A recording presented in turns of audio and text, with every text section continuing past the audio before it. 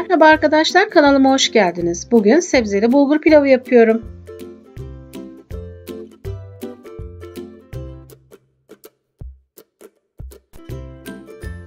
Yarım çay bardağı zeytinyağı ve 1 yemek kaşığı tereyağında 2 adet yeşil biber ile 1 adet kapya biberi kavuruyoruz.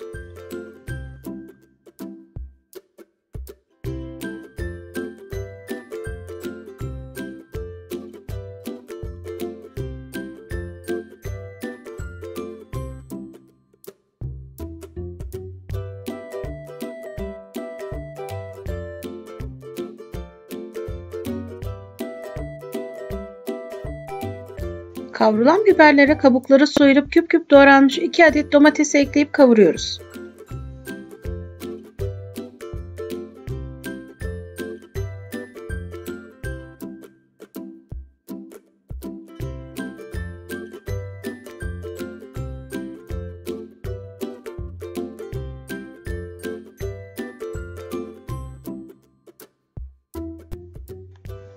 Kavrulan sebzelere 1 çorba kaşığı domates salçası ile 1 çorba kaşığı biber salçası ekleyip 1-2 dakika kavurup üzerine 2 su bardağı bulgur ekleyip karıştırıyoruz.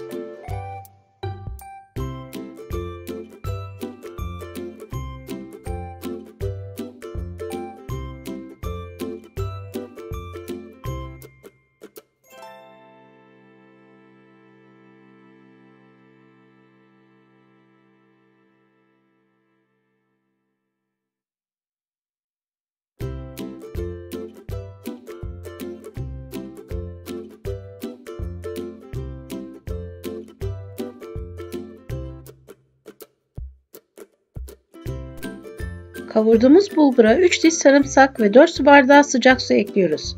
1,5 tatlı kaşığı tuzu da ekledikten sonra kısık ateşte suyu çekene kadar pişiriyoruz.